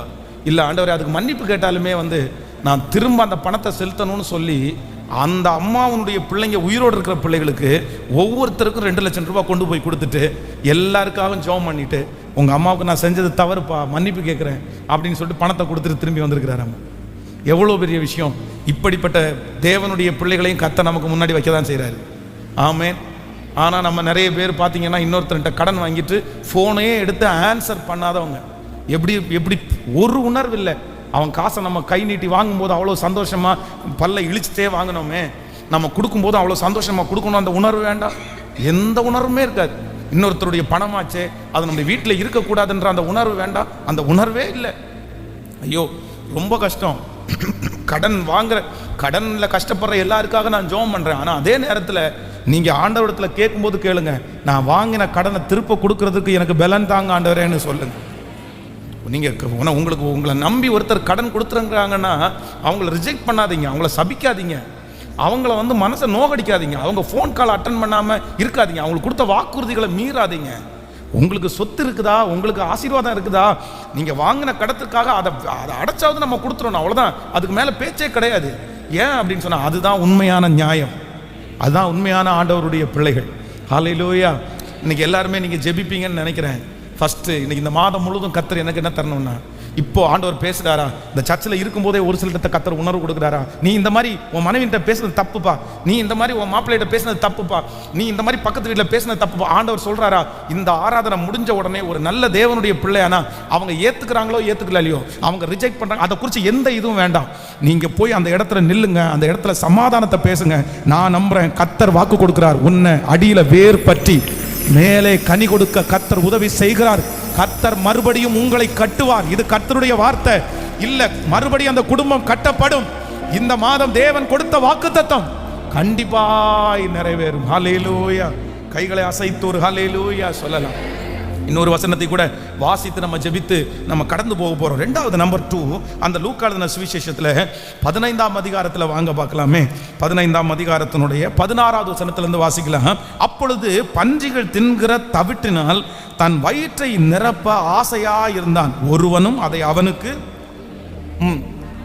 அவன் புத்தி தெளிந்த போது அவன் தன் தகப்பனுடைய கூலிக்காரர் எத்தனையோ பேருக்கு பூர்த்தியான சாப்பாடு இருக்கிறது, நானோ பசியினால் சாகிறேன், நான் எழுந்து என் தகப்பனாரிடத்திற்கு போய், தகப்பனே பரத்திற்கு விரதமாகவும் உமக்கு விரதமாகவும் பாவம் செய்தேன். கவனிங்க ஆண்டவருடைய பிள்ளைகளே, நான் இன்னைக்கு கொடுக்குற செய்தி உங்களுக்கு தெரியும்னு நினைக்கிறேன். கவனமாக கேட்குறீங்களா? இந்த ஏரியாவில் இருக்கிற கையை உயர்த்துங்க பார்க்கலாம். ஆமேன். கவனமாக இருக்கிறீங்கன்னு நினைக்கிறேன். சத்தியத்தை கேட்கும்போது அதான் நான் உங்களுக்கு அடிக்கடி சொல்லியிருக்கிறேன், இந்த உலகத்திலேயே மோசமான திருடன், இந்த உலகத்திலேயே பொல்லாத திருடன் யாரு? பக்கத்தில் கையை பிடிச்சு சொல்லுங்க, நீங்க இல்லை, பிசாசு. ஆமேன். ஏன் அப்படின்னு சொன்னா, உலகத்தில் இருக்கிறவங்க வந்து என்னென்னமோ திருடுவாங்க, ஆனா பிசாசுக்கு எதுதான் திருடுவான்? வசனத்தை தான் திருடுவான். நீங்க வசனத்தை கேட்காதபடி உங்களுக்கு என்னென்ன கொடுக்க முடியுமோ, தூக்கத்தை கொடுக்கணும்னா தூக்கத்தை கொடுப்பான், இடைஞ்சலை கொடுக்கணும்னா இடைஞ்சலை கொடுப்பான், அங்கே ஒரு பிள்ளை கத்தும், இங்கே எல்லாம் நடக்கும். ஆனால் யார் வேத வசனத்துக்கு முக்கியத்துவம் கொடுக்குறாங்களோ அவங்க குடும்பம் கட்டப்படும். அதனால ஒரு 2.5 hours 2.5 மணி நேரம் 3 மணி நேரம் தான் திருச்சபையில், அதுவும் வாரத்திற்கு ஒரு நாள் தான் சிலர் அட்டன் பண்ணுறீங்க. மற்ற நாட்களில் உங்களுக்கு நிறைய பேருக்கு ஒர்க்கு போகிறீங்க. அப்போ அந்த நாள் கொஞ்சம் முகம்லாம் கழுவி சுத்தமாக இருக்க வேண்டிய அவசியம் இருக்கிறது. ஆமேன். கொஞ்சம் விழிப்பாக இருக்க வேண்டிய அவசியம் இருக்கிறது. கைகளை அசைத்து ஒரு ஹல்லேலூயா சொல்லலாம். ஆண்டவர் உங்களை காப்பார். வாசிக்கும் போது மறுபடியும் அந்த வசனத்தை ஒரு விஷயம் வாசிக்க போகிறோம். 15ஆம் அதிகாரத்தினுடைய வாசிக்க போகிறோம். நான் எழுந்து வாசிக்கலாமா? அதிலிருந்து நான் எழுந்து என் தகப்பனாரிடத்திற்கு போய், தகப்பனே, பரத்திற்கு விரதமாகவும் உமக்கு விரதமாகவும் நான் பாவம் செய்தேன். கர்த்தருடைய பிள்ளைகளே, இந்த இளையகுமாரனுடைய வாழ்க்கை மீண்டும் கட்டப்பட்டது. அப்படின்னா அவனுடைய சொந்த சகோதரன் சொல்லுகிறான், மறுபடியும் எதுக்கு அவனுக்கு அந்த வாய்ப்பை கொடுத்தீங்க? மறுபடியும் எதுக்கு இவனுக்கு கொளுத்த கன்று அடிக்கிறீங்க? வேண்டாம், அவன் போனவன், அவன் முடிஞ்சவன், அவன் வேசிகளிடத்தில் ஆஸ்தியை அழித்து போட்டான், அவனை நீங்க கன்சிடர் பண்ற வேண்டிய அவசியமே இல்லையே, நீங்க எப்படி செஞ்சீங்க அப்படின்னு சொல்லும்போது, அந்த தகப்பனார் அந்த இளைய குமாரனை மறுபடியும் கட்டுறதற்கு ரெண்டாவது இருந்த ஒரு பெரிய ஆசீர்வாதம் என்ன அப்படின்னு சொன்னா, நான் எழுந்து என் தகப்பனாரிடத்திற்கு போய். நான் எங்க போவேன்? சத்தமா சொல்லுங்க. குற்றம் செஞ்சிட்டாரு, தன்னுடைய தகப்பனாரிடத்திலிருந்து பணத்தை வாங்கிட்டாரு, நான் திரும்பி வரமாட்டேன்னு சொல்லிட்டாரு. நான் திரும்பி வரமாட்டேன், என்னுடைய எல்லாத்தையும் கொடுங்க, இனி செத்தா கூட வரமாட்டேன் அப்படின்னு சொல்லிட்டு வாங்கிட்டு போயிட்டாரு. இப்ப வாங்கிட்டு போய் இந்த இளையகுமாரன் எல்லாத்தையுமே இழந்துட்டான், எல்லாமே அவனை விட்டு போயிருச்சு. இப்போ தன்னுடைய வீடை நினைச்சு பார்க்கும்போது தன்னுடைய வேலைக்காரங்க வேலையே செய்யாம நிறைய பேர் சாப்பிட்டு இருக்காங்க. ஆனா இவனுக்கு இங்க என்ன கஷ்டம் அப்படின்னு சொன்னா, பன்றியினுடைய தவிடு கூட தின்றதுக்கு என்ன இல்லை, வழி இல்லாத ஒரு நிலைமை. ஆனாலும் ஒரு என்ன இவனை தடுக்குது அப்படின்னு சொன்னா, நான் எப்படி எங்க அப்பாட்ட போய் நான் எப்படி நிற்பேன்? எங்க அண்ணன் கிட்ட போய் நான் எப்படி நிற்பேன்? நான் நிற்க முடியாது. ஏன் அப்படின்னு சொன்னா, எங்க அப்பா என்ன ரிஜெக்ட் பண்ணிட்டாருன்னா, எங்க அண்ணன் என்ன ரொம்ப வருத்தப்படுத்திட்டாருன்னா, இப்படியே பல நாட்கள் நான் தன்னுடைய தகப்பனாரிடத்திற்கு போகாம அவனை என்ன பண்ணிச்சுன்னா தடுத்து நிறுத்திடுச்சு. இனி எங்க அப்பாவை ஏற்றுக்கொள்வாரா? இனி எங்க அப்பா என்னை பயன்படுத்துவாரா? குற்ற உணர்வு அவனுக்குள்ள வந்துருச்சு, நம்ம தப்பு பண்றோன்ற உணர்வு அவனுக்குள்ள வந்துருச்சு, நம்ம பண்றது மிஸ்டேக் தான் அப்படின்னு வந்துருச்சு. ஆனா திரும்ப எங்க போய் நிற்கலன்னா, இது வரைக்கும் தன் தகப்பனாரிடத்திற்கு போய் நிற்கக்கூடிய ஒரு எண்ணம் அவனுக்குள்ள வரல. ஆனா the first time இப்போ ஒரு தீர்மானம் எடுக்கிறான். என்ன தீர்மானம் அப்படின்னு சொன்னா, நான் என் தகப்பனாரிடத்திற்கு திரும்பவும் என்ன பண்ணுவேன் அப்படின்னு சொன்னா, சொல்லுங்க, அவர் என்ன மகனா ஏத்துக்காட்டி கூட பரவாயில்ல, கண்டிப்பா எங்க அப்பா ஒரு வேலைக்காரனாவது என்ன பண்ணுவாரு? சத்தமா சொல்லுங்க. ஏன்னா எனக்கு தெரியும், எங்க அப்பா நிறைய பேரை எங்க எடுத்துக்காருன்னா வேலைக்கு எடுத்துக்கிறாரு. நான் ஒரு தீர்மானம் எடுக்கிறேன், நான் தப்பு பண்ணது உண்மை, நான் திரும்ப வந்தது உண்மை. ஆனால் நான் என்ன பண்ணுவேன்னா, திரும்பி போய் என் தகப்பனாரிடத்திற்கு நிற்பேன். பிரதர், சிஸ்டர், குற்ற உணர்வு மனசில் இருந்து எந்த பிரயோஜனமும் இல்லை. தப்பு பண்ணிட்டேன் என்ற வருத்தம் இருந்து எந்த பிரயோஜனமுமே இல்லை. கண்டிப்பாக எந்த பிரயோஜனமே இல்லை. நான் பண்ணுறது தப்போ அப்படின்னு நினச்சி எந்த பிரயோஜனமும் இல்லை. நீங்கள் குற்ற மனசாட்சி, தப்பு பண்ணிட்டோன்ற உணர்வு எங்கே ஃபுல்ஃபில் ஆகும் அப்படின்னு சொன்னால், நீங்கள் எப்போ எழுந்து கர்த்தரிடத்தில் போகிறீங்களோ, இல்லை எப்போ எழுந்து அந்த மனுஷனிடத்தில் போகிறீங்களோ, அப்போ தான் உங்களுக்கு என்ன உண்டாகும் என்றால், மறுபடியும் நீங்கள் கட்டப்பட. சொல்லுங்க சத்தமா, கேட்கல? வாழ்ந்திருக்கலாமோ அப்படின்னு தோணும். அதான் ஒரு கணவனாரை விட்டு வெளியூருக்கு வந்துட்டாங்க. தன்னுடைய கணவனாருடைய பிரச்சனை தாங்க முடியல, ரொம்ப அடிக்கிறாரு, குடிக்கிறாருன்னு சொல்லிட்டு வெளியே வந்துட்டாங்க. வீட்டை விட்டு வெளியே வரும்போது பிள்ளைங்க எல்லாம் 3rd ஸ்டாண்டர்ட் 4th ஸ்டாண்டர்ட் படிக்கிறாங்க. அவங்களே பிள்ளைகளை வளர்த்துனாங்க, வேலைக்கு போய் எல்லாத்தையும் சம்பாரித்து பிள்ளைகளை காலேஜ் முடிக்க வச்சுட்டாங்க.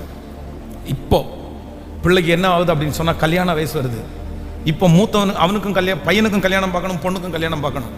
இப்போ கல்யாணம் பார்க்கும்போது ஒவ்வொரு இடத்துல போகும்போதும் பொண்ணு பார்க்க போகிற இடத்துல அப்பா கேட்கல, பையனுக்கு அப்பா என்ன பண்ணுறாரு அப்படின்னு. அப்பா இறந்து போயிட்டாருன்னா ஒரே வார்த்தையில் என்ன சொல்லலாம்? அப்பா இல்லைங்க, பிள்ளைக்கு அப்பா இறந்து போயிட்டாருங்க. ஸோ அதோட அந்த சாப்டர் முடிஞ்சிருச்சு. இப்போ அப்பா எப்படி இருக்காரு? இப்போ அப்பா உயிரோடு இருக்கிறாருன்னு அவங்கள்ட்ட சொன்னா அடுத்த கொஸ்டின் அவங்க என்ன கேட்பாங்கன்னா, அப்பா உயிரோடு இருந்தா அப்பா கேட்கல, அப்பா எங்க? அடுத்த வார்த்தை அவங்க சொல்லணும், அப்பா விட்டு சண்டை விட்டு பிரிஞ்சு நாங்கள் வந்துட்டோம் அப்படின்னு சொல்லி. இப்போ என்ன பண்றது பாஸ்டர்? நான் பண்ணது தப்புன்னு எனக்கு தெரியுது. அவர் தனியாக தான் இருக்கிறாரு. ஆனால் இது வரைக்கும் போகல, 30 வருஷத்துக்கு போத்தல ஆச்சு போகல. நான் இனி போய் எப்படி நான் என்ன சொன்னேன் அப்படின்னு சொன்னா அது எதையுமே மனசுல கேட்கல. நிறைய பேருக்கு இது இந்த குற்ற உணர்வும் இதெல்லாம் வர்றது பெரிய விஷயம் இல்லை. எழுந்து மறுபடியும் போறோம் பாருங்க, அந்த அம்மா சிஸ்டர் பிரதர் அந்த இடத்தை நீங்க பிடிச்சிட்டு இருக்கிற வரைக்கும் கண்டிப்பாக நீங்க நமக்கு நிறைய நேரத்தில் பண்ணி கொடுக்குற தவிடு கூட என்ன செய்யாது, கேட்கல, கிடைக்காது. எனக்கு ஏசப்பாவை ரொம்ப பிடிக்கும், எனக்கு ஏசப்பாவை ரொம்ப பிடிக்கும், ஐ லவ் யூ ஜீசஸ் அப்படின்னு நல்லா இல்லை. அல்லனா ஃபோனுடைய வால்பேப்பரில் சாரி டேடி அப்படின்றது மட்டும் இல்லை, அது ஒரு சந்தோஷம் தான் சாரி டேடின்னு வைக்கிறது. ஆனால் என்ன பண்ணணும் அப்படின்னு ஆண்டவர் எதிர்பார்க்குறேன்னா, நீ எழுந்து அங்கேயே இருக்காதப்பா, அதுலேயே பொழந்துட்டு என் தலையெழுத்து இதுதான், என் வாழ்க்கை இதுதான் அப்படின்னு நினச்சிடாதப்பா. இல்லை, உங்களை மறுபடியும் ஆண்டவர் கட்டணும்னா நீங்கள் அந்த இடத்திலிருந்து எழும்பி போகாமல் உங்களை மறுபடியும் என்ன பண்ண முடியாது அப்படின்னு சொன்னால், ஆண்டவரால் கட்ட நீங்கள் மறுபடியும் ஜெபிக்க ஆரம்பிக்காமல் ஆண்டவர் உங்களை கட்ட முடியாது. மறுபடியும் அந்த ஊழியத்தை நீங்கள் தொடராமல் ஆண்டவர் உங்களை கட்ட முடியாது. மறுபடியும் நீங்கள் அந்த ஊழியத்தை வேகமாய் மற்றவங்களுக்கு அந்த சுவிசேஷத்தை சொல்லாமல் அந்த அற்புதம் நடக்காது. கர்த்தர் சொல்கிறாரு, நீ எழும்பி போ. ஒருவேளை ஃபர்ஸ்ட் டைம் ரிஜெக்ஷனாக இருக்கலாம், ஃபர்ஸ்ட் டைம் உங்களை அங்கீகரிக்காமல் இருக்கலாம், பரவாயில்ல. ஒருவேளை திட்டுறவங்களா இருக்கலாம், சரி பரவாயில்ல. உங்களுக்கு வாய்ப்பு என்கிற ஒன்று கிடைக்குமானால், உண்மையாக ஆண்டவர் உங்களை மறுபடியும் கட்டணும்னா நீங்கள் எழுந்து என் தகப்பனாரிடத்திற்கு. ஆனால் தகப்பனாரிடத்துக்கு போகும்போது எங்கள் அப்பா என்னை கட்டி பிடிப்பாருன்ற அந்த உணர்வில் பக்கத்தில் இருக்கிற கையை பிடிச்சி சொல்லுங்க, நீங்கள் எழுந்து போகணும்னு நினைக்கும் போது என்னை அப்பா கட்டி பிடிப்பார் அப்படின்ற உணர்வை போகாதீங்க. என்னை ரிஜெக்ட் பண்ணினாலும் பரவாயில்லன்ற உணர்வில் போகணும். ஹலோ, நம்ம நன்மையை எதிர்பார்த்து போனால் தானே தப்பு. இப்படி நீ எதிர்பார்த்து போகலாம்ல. இந்த இளைய குமாரன் தன் தகப்பனாரிடத்திற்கு போவேன் என்று தீர்மானம் எடுக்கும்போது, எங்கள் அப்பா என்னை ஏற்றுக்கொள்வாருன்னு நினச்சி போகல, எங்கள் அப்பா என்னை ரிஜெக்ட் பண்ணால் கூட பரவாயில்ல, நான் ஒரு வேலைக்காரனாக இருந்துடுறேன் அப்படின்னு நினச்சிட்டு போயிட்டான். ஆனால் வேதம் சொல்லுது, அங்கே என்ன முடிஞ்சிச்சு அப்படின்னு சொன்னால், காரியம் மாறுதலாய்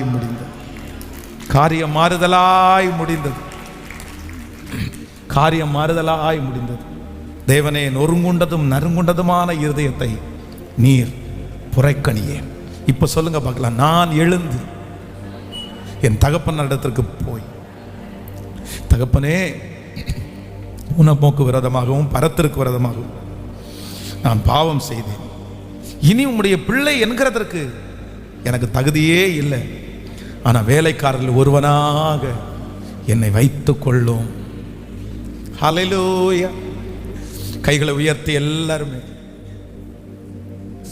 நன்றி அப்பா, நன்றி, நன்றி ஆண்டவரே, நன்றி அப்பா, நன்றி ஆண்டவரே, நன்றி ஆண்டவரே, நன்றி ஆண்டவரே, நன்றி ஆண்டவரே. என் மேல இவ்வளவு அன்பு நீங்க வச்சதற்காக நன்றி. ஓ ஹல்லேலூயா. மண்ணான மனிதன் நான், என்னால் ஏதுமாகுமா? மண்ணான மனிதன் நான், என்னால் ஏதுமாகுமா? உம் பிள்ளையாய் நான் வாழ முடியுமா? உம் பிள்ளையாய் நான் வாழ முடியுமா?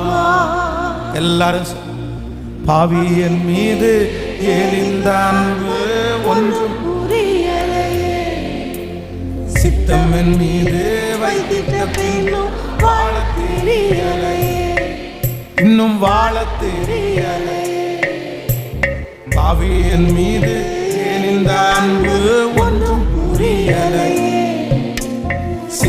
என் மீது இன்னும் வாழ. ரெண்டு கைகளை மேல உயர்த்தி தேவனே முழு பலத்தோடு இயேசுவே வழி சத்தியமே தேவனே இயேசுவே வழி சத்தியமே. பாவி என் மீது ஏன் இந்த அன்பு ஒன்றும் புரியலை. சித்தம் என் மீது வைத்திட்ட பின்பும் வாழ தெரியலை. இன்னும் வாழ தெரியலையே. மண்ணான மனிதன் நான் என்னால் ஏதுமாகுமா? மண்ணான மனிதன் நான் என்னால் ஏதுமாகுமா? உப்பிள்ளையாய் நான் வாழ முடியுமா? உப்பிள்ளையாய் நான் வாழ முடியுமா? பாவியின் மீது எரிந்த அன்பு ஒன்றும் புரியலை. சித்தம் என் மீது வைத்திட்ட வாழ தெரியலை. இன்னும் வாழ தெரியலை. இன்னும் வாழ தெரியலையே. ஆமென். பிரதர் சிஸ்டர், நம்முடைய மனசாட்சியில நம்ம இப்படி பண்ணியிருக்க கூடாதோ, இப்படி பண்ணிட்டோமே அப்படின்னு நினைக்கிறதுனால மட்டும் எந்த லாபமும் கிடைக்காது. நம்ம மிஸ்டேக் பண்ணிட்டோம், அந்த குற்ற மனசாட்சி நமக்குள்ள இருக்கிறதுனால மட்டும் அந்த நன்மை உண்டாகாது. நம்ம என்ன பண்ணணும்னு ஆண்டவர் எதிர்பார்க்கிறாருன்னா, நம்முடைய டிக்னிட்டியை விட்டு கீழே இறங்கி, ஹலோ, உங்க பெருமையை விட்டு கீழே இறங்கி, உங்களை தப்பா நினைச்சிருவாங்களோ அப்படின்றத விட்டு இறங்கி, நான் போய் சாரின்னு கேட்டா நான் போய் ஒப்புரவானா இன்னும் தலைக்கு மேல ஏறுறாங்கன்னா என்ன பண்றது அப்படின்றது எல்லாத்தையும் விட்டுட்டு, உணர்வுன்னு ஒண்ணு வந்துச்சா, நம்ம இந்த இடத்துல தாழ்ந்து போயிருக்கலாம்னு நினைச்சிட்டா உடனே என்ன பண்ணணும்னா எழுந்து போய். அதான் பேதுருவுக்கும் தேவனை காட்டி கொடுத்த யூதாஸ் காரியத்திற்கும் என்ன வித்தியாசம் நினைக்கிறீங்க? என்ன வித்தியாசம் நினைக்கிறீங்க? பேதுருவும் தன்னுடைய தான் செய்த தப்ப நினைச்சு பேதுரு வருத்தப்பட்டானா இல்லையா? தான் செய்த தவற நினைச்சு யூதாஸ் காரியத்தை வருத்தப்பட்டானா இல்லையா? ரெண்டு பேருமே வருத்தப்பட்டாங்க. பேதுரு வருத்தப்பட்டான். சேவல் கூறதுக்கு முன்னே 3 தரம் என்னை மறுதலிப்பாய் என்று தன்னிடத்தில் சொன்னதை நினைத்து கொண்டு வெளியே போய் மனம் கசந்து அழுதான். பேதுருவும் வருத்தப்பட்டான், யூதாசும் வருத்தப்பட்டான். ஆனா பேதுரு வருத்தப்பட்ட உடனே ஸ்ட்ரைட்டா எங்க வந்தாரு சொல்லுங்க? ஆண்டவரிடத்துல வந்தாரு. ஆண்டவரே, என்னை தூக்குனாலும் நீங்க தான், என்னை அடிச்சாலும் நீங்க தான், என்னை உதைச்சாலும் நீங்க தான், என்னை மன்னிக்க முடியும், உங்களால என்னை மன்னிக்க முடியும், என்னை தூக்கி எடுக்க முடியும்னு ஸ்ட்ரைட்டா விழுந்துட்டான். என்னை மன்னிச்சிருங்கன்னு விழுந்துட்டான். ஆனா யூதாஸ் காரியத்தை தான் செய்த தவறை திருத்துவதற்கு மனுஷங்களிடத்துல போட்டான். அவனை போய் பார்த்தான், இவனை போய் பார்த்தான், இவனெல்லாம் பண்ணலான்னு நினைச்சான். ஆனா அத்தனை பேர் அவனை ரிஜெக்ட் பண்ணி தான் அனுப்பினாங்க. எங்களால முடியாதுப்பா அப்படின்னு. ஆண்டவருடைய பிள்ளைகளே, உங்க வாழ்க்கையில இருக்கிற சில தவறுகளை சரி செய்வதற்கு நீங்க எந்த கோடீஸ்வரன்ட்ட போனாலும் முடியாது. ஹலோ, உங்க வாழ்க்கையில ஏற்பட்ட சில மிஸ்டேக்கை சரி செய்வதற்கு வக்கீல் முடியாது, சில போலீஸ்காரங்களால முடியாது, சில தலைவர்களால முடியாது. உங்க வாழ்க்கையில இருக்கிற சில கரெக்ஷன்ஸை, சில மிஸ்டேக்ஸை எதால மட்டும்தான் ரெடி பண்ண முடியும்னா, கர்த்தருடைய சமூகத்தில் நீங்க போய் உட்கார்றதுனால மட்டும்தான் அதை ரெடி பண்ண முடியும். சிலதை அவர் மட்டும்தான் கரெக்ட் பண்ண முடியும், சிலர் அதை மட்டும்தான் ரெடி பண்ண முடியும். வேற யாராலையும் முடியாதுங்க, வேற யாராலையும் முடியாது. ஏன்னா உருவாக்குகிறவர் அவர், செய்கிறவர் அவர். எத்தனை பேர் ஆமோதிக்கிறீர்கள்? கடந்த சில நாட்களுக்கு முன்பாக சர்ச்சில் இருக்கிற ஒரு சின்ன ஒரு எலக்ட்ரானிக் பொருள் ஒன்று ரொம்ப மோசமான சூழ்நிலையில் கெட்டு போயிடுச்சு. அப்போ அதை எடுத்து சரி இது என்ன பண்ணலாம் அப்படின்னு போய் ஒருத்தர் கேட்டால் தூக்கி போட்டு புதுசு வாங்கிருங்க, ஒரே வாரத்தில் முடிச்சிட்டாங்க. ஆனால் அந்த அந்த பொருளை ரிப்பேர் பண்ண அந்த மனுஷனை தேடி கண்டுபிடிச்சி, பிரதர் இதை ரெடி பண்ண முடியுமா, ரெடி பண்ணிடலாமா அப்படின்னு கேட்டால், சரி ட்ரை பண்ணலாம் அப்படின்னு சொல்லி அந்த மாதிரி பொருளை உருவாக்குற அந்த நபரிடத்தில் கொண்டு போய் கொடுத்த உடனே ரொம்ப அழகாக ரெடி பண்ணி சூப்பராக ரெடி ஆச்சு, எடுத்துகிட்டு போங்க அப்படின்ட்டான். அப்போ நான் என்ன நம்புகிறேன் அப்படின்னு சொன்னால், நம்மை உண்டாக்கின கர்த்தரால் தான் நம்மளை மறுபடியும் உருவாக்க முடியுமே தவிர நீங்கள் எந்த மனுஷனிடத்தில் போகிறதுனாலையும் உருவாக்க முடியாது.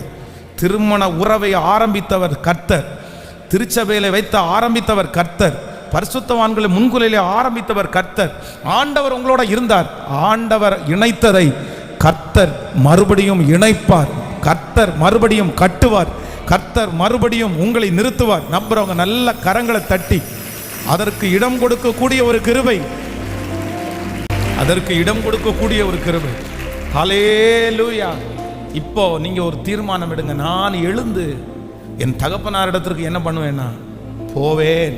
பிரதர், நீங்க ஜெபத்தை மறந்துட்டீங்க, வேதத்தை மறந்துட்டீங்க, அப்படியே போயிடாதீங்க பிரதர்.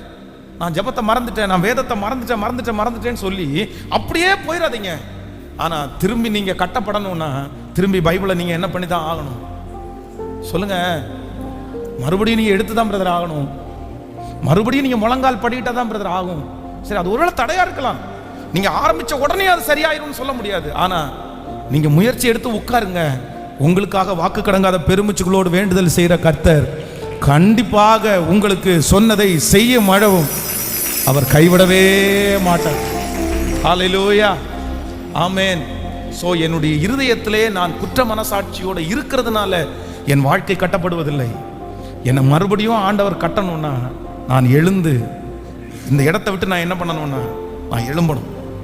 இந்த இடம் பொல்லாத இடம்னு எனக்கு தெரியுது, இந்த இடம் மோசமான இடம்னு தெரியுது, இந்த ஃப்ரெண்ட்ஷிப் சரியில்லைன்னு தெரியுது, இந்த இடத்துல உட்கார்ந்தேன்னா நான் ஆவிக்குரிய வாழ்க்கையில் விழுந்துடுறேன்னு எனக்கு தெரியுது. இன்னும் சொந்தக்காரங்க, பாசக்காரங்க, அண்ணன் தம்பி, ஃப்ரெண்ட்ஸ் அப்படின்னு எப்படி உட்காந்துருப்பீங்க? அங்கே போனால் தான் விழுந்து போகிறோன்னு தெரியுது. அதுக்கப்புறம் எப்படி? கவனிங்க, இந்த இந்த சிம்சோன் அந்த அந்த தெளிலால காயப்படுத்தக்கூடாதுன்னு நினைச்சான். தெளிலால காயப்படுத்தக்கூடாதுன்னு நினைச்சான். டெய்லி அவள் தன்னுடைய வார்த்தையினால அவனை அவ்வளவு கஷ்டப்படுத்துறா. என்னை இப்படி ஏமாத்திட்டேன்னு சொல்லும்போது அவளை ஏமாத்துறதுக்கு இவனுக்கு என்ன இல்லைன்னா மனசு இல்லை. சார், இந்த பொட்ட பிள்ளை இவ்வளவு தூரம் ஏமாத்திட்டோமே அப்படின்னு நினைக்கிறான்.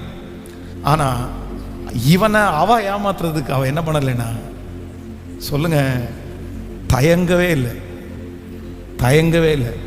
3 டைம் ஏமாத்திட்டான். அந்த ஏமாத்தினாலும் அவளுடைய ஒரே ஒரு எண்ணம், நீ எனக்கு சொல்ற வரைக்கும் நான் விட மாட்டேன்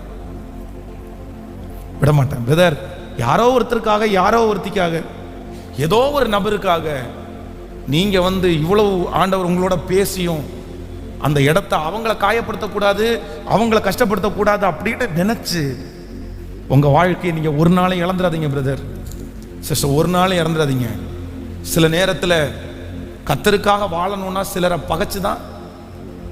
சொல்லுங்க, கேட்கல.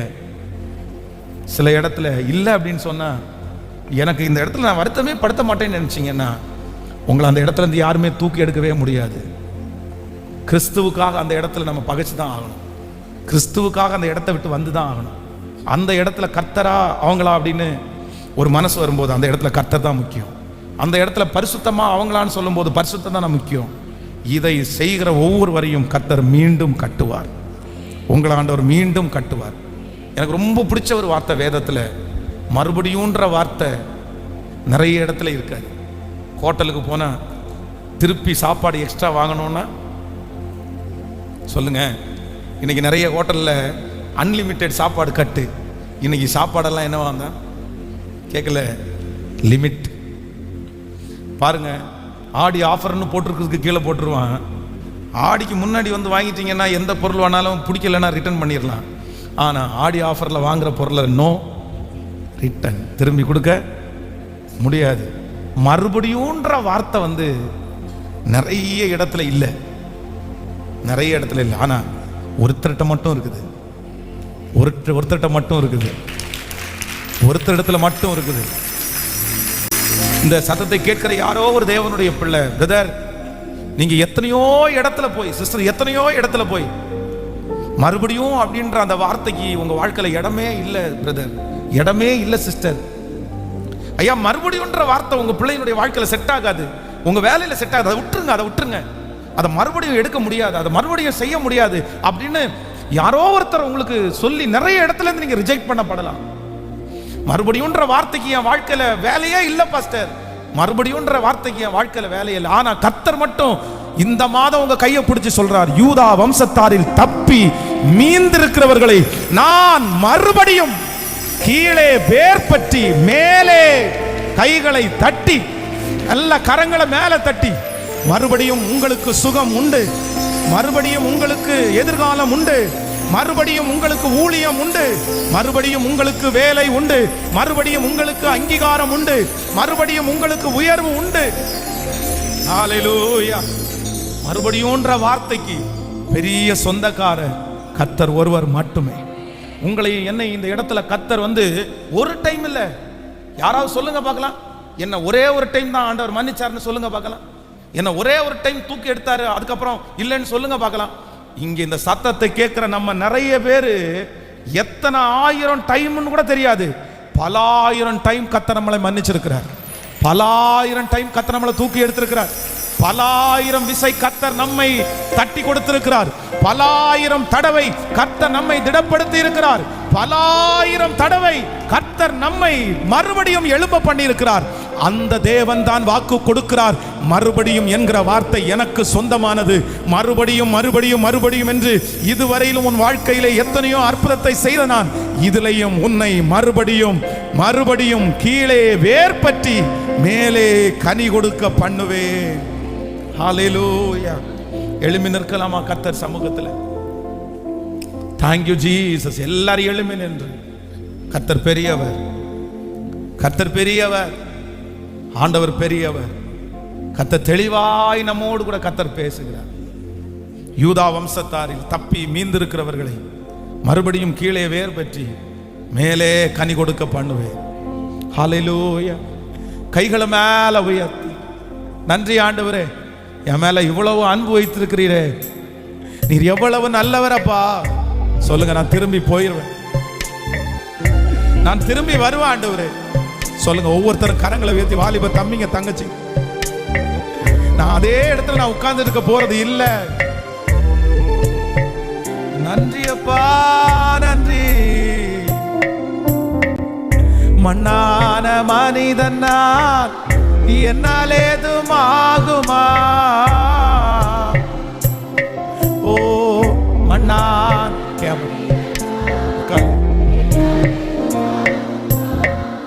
உன் பிள்ளையாய் நான் அழ முடியுமா? உன் பிள்ளையாய் நான் வாழ முடியுமா? பாவியின் மீது எரிந்த அன்பு ஒன்றும் புரியலை, சித்தமன் மீது வைத்திட்ட பின்பும் வாழ தெரியலை, இன்னும் வாழ தெரியலை. ஆமென். இந்த பாடலை நீங்கள் பாடிக்கொண்டே இருக்கும் போது நீங்கள் செலுத்துகிற காணிக்கைகள் எல்லாம் கர்த்தர் அங்கீகரித்து ஆசீர்வதிப்பாராக. உங்களை கர்த்தர் பெருக பண்ணுவாராக. இந்த மாதத்தில் கர்த்தர் கொடுத்த வாக்குத்தத்த வசனத்தை அப்படியே நிறைவேற்றுவாராக.